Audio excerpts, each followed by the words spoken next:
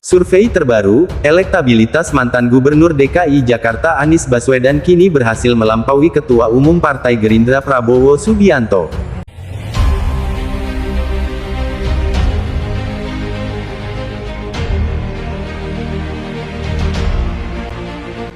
Selama 1 tahun lebih terakhir kan memang kita hanya mengkerucut pada 3 nama besar yang jauh sekali dibandingkan dengan nama-nama lain. Ada Ganjar, ada Prabowo, ada Anies. Kalau kita bicara tahun lalu ke tahun ini, perubahannya sebetulnya adalah dari Pak Prabowo yang awalnya di peringkat 1, kemudian sekarang selama hampir setahun ini selalu di peringkat kedua disalip oleh Ganjar. Dan belakangan kalau kita baca dari survei terakhir Carta Politika dibandingkan September misalnya ada perubahan peringkat, walaupun masih dalam selisih margin of error, tapi tetap bisa dibaca tren bahwa yang mengalami kenaikan Ganjar tetap naik, Anies naik, tapi kemudian Pak Prabowo mengalami penurunan. Nah, kenapa seperti itu? Sebetulnya di luar adanya deklarasi yang dilakukan oleh Nasdem pun, saya dari awal sudah mengatakan bahwa ketika 3 nama ini coba dikerucutkan menjadi 2, ada 2 orang yang cenderung punya ruang untuk bisa mendapatkan suara dibandingkan dengan 1 nama lainnya. Ada nama Ganjar dan ada nama Anies. Kenapa?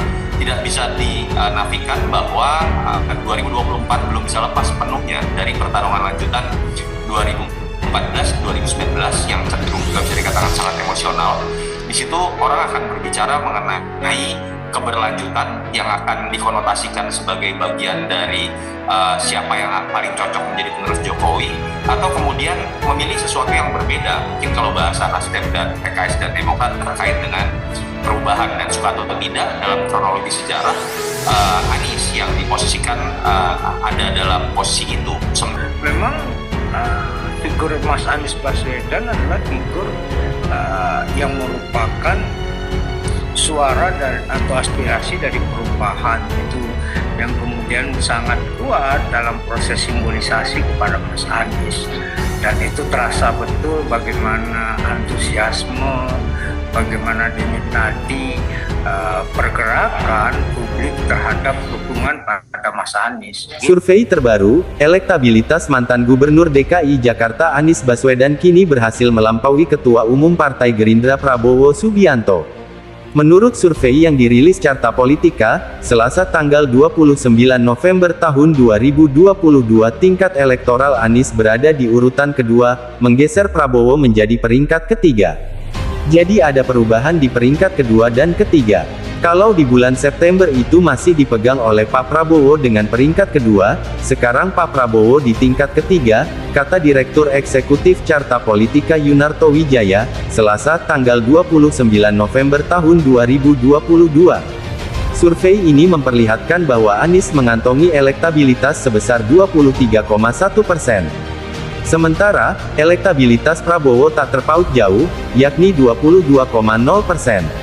Dibanding survei September tahun 2022, elektabilitas Anies naik sekitar 3%, dari 20,6% menjadi 23,1%. Sebaliknya, tingkat elektoral Prabowo turun dibandingkan survei sebelumnya, dari yang semula 24,4% menjadi 22,0%. Namun demikian, elektabilitas Anies dan Ganjar masih jauh di bawah nama Ganjar Pranowo. Gubernur Jawa Tengah itu konsisten menjuarai survei elektabilitas Capres dengan tingkat elektoral tembus 30%. Ganjar Pranowo masih ada di peringkat pertama dengan angka 32,6%, ujar Yunarto. Membaca tren yang ada, kata Yunarto, persaingan para tokoh ke depan tidak akan lagi fokus pada Ganjar, Anies, dan Prabowo, tetapi tereduksi menjadi 2 nama saja, yaitu Ganjar dan Anies. Meski nama Prabowo masih banyak diminati, namun, Yunarto menyebut, nama Ganjar dan Anies lebih mendominasi di berbagai wilayah.